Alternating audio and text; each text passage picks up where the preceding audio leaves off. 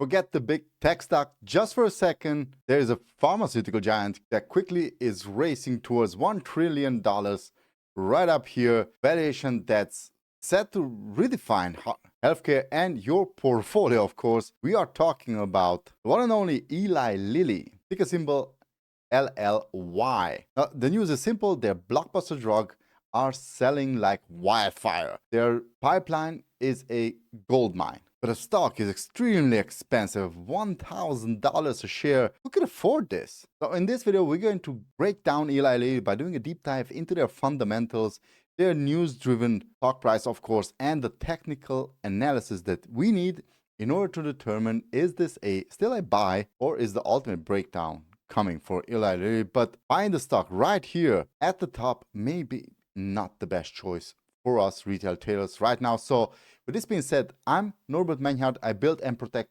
wealth right here at WealthTom. Ladies and gentlemen, welcome, like and subscribe, and let's get into the video where we're going to discover more about Eli Lilly. The 55% revenue growth and a Q3 EPS beat like crazy, of course, sends Eli Lilly stock up into the moon. And it hurts me, which I have a whole vertical sold on it, but that's my problem. Let's just stick to the point that the full thesis here is as following. The fundamental case for Eli Lilly rests on the shoulders of tirzepatide. And tirzepatide is the main ingredient in two life-changing drugs. One of them is Mounjaro, a type 2 diabetes drug, a major success generating over $6.5 billion in Q3 2025 sales and up 100% year over year. And of course, the second one being Zepbound, a weight loss obesity drug that is approved for chronic weight management. The obesity drug market is projected to hit near $80 billion by 2030. By 2030, not 1330, we already had. So Eli Lilly is dominating the market, grabbing a major market share, a major place in the market, and not letting the grips from it. Now, the fundamentals are just rock solid. Revenue up astonishing 54% year over year to $17.6 billion, largely driven by their new products. Their earnings per share, non-GAAP, a massive beat at 7.2 dollars a share versus analytics expectation of $5.89 a share.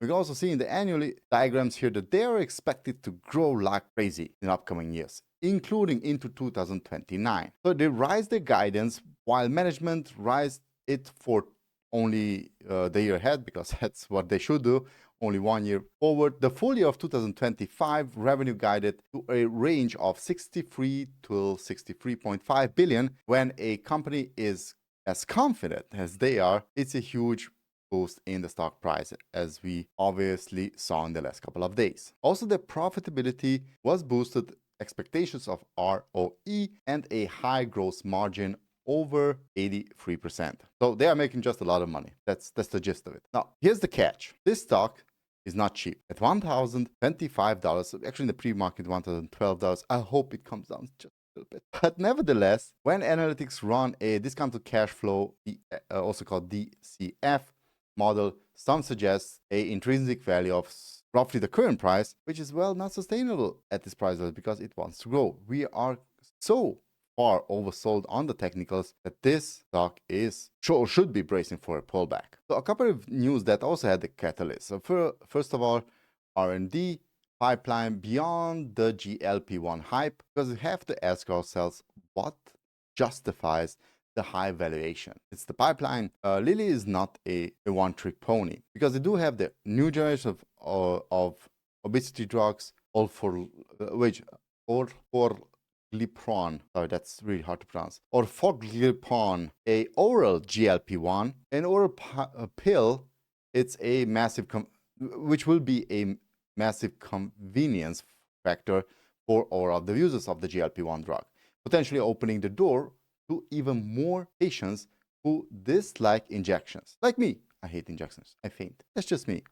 Regulatory submissions are planned to the end of 2025. So either this is already in the price and we're going to see a major pullback, or it's still going to explode even higher. So let's just see what happens. The Alzheimer's bet, donanemab, can't we just name them Jack and Jill? The FDA has granted full approval for Kisunla, donanemab for early Alzheimer's disease.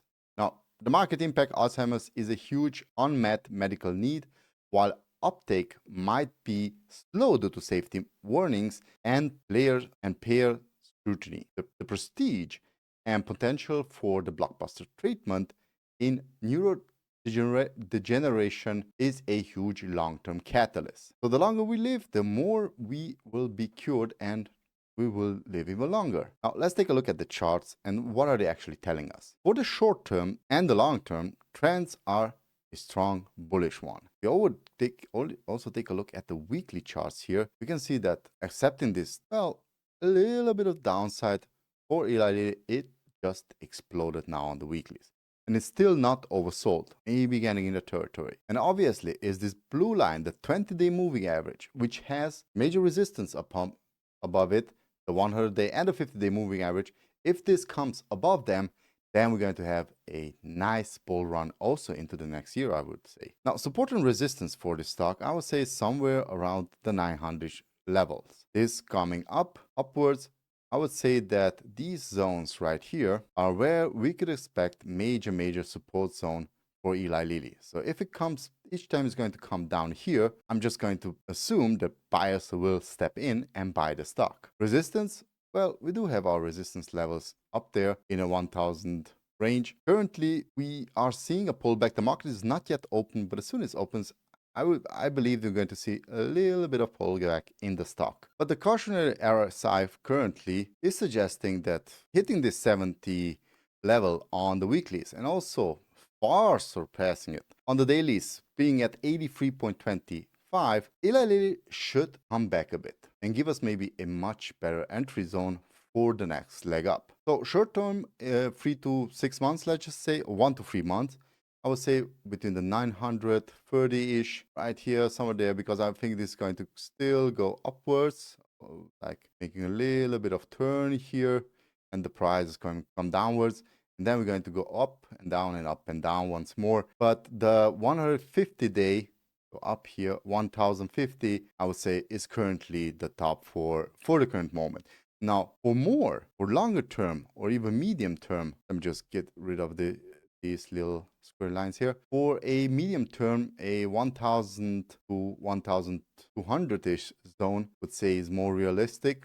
I could see the little fellow going up here even more. And for a longer term, if this truck hits, if the competition does not catch up to them, which is Novo Nordisk, which I also own, but I'm massively down on that stock, then we could see Eli Lilly at 1,500. So although analysts are looking for the upside in 1 year, 1,500, and the minimum range being 1,030, I say we should also concentrate on the downside, which could be the 700s even. I wouldn't expect it to go down there only if the market has a major hiccup. So you know what? Let me hear what you think. Where do you think Eli Lilly will go from here? Are we going to have a little bit of pullback in the stock because it did have a massive run? Let me hear your thoughts in the comment section below. With this being said, I'm Norbert Menhardt. I build and protect wealth, also not just health, right here at Wealth Dom. So catch you next time. Bye bye.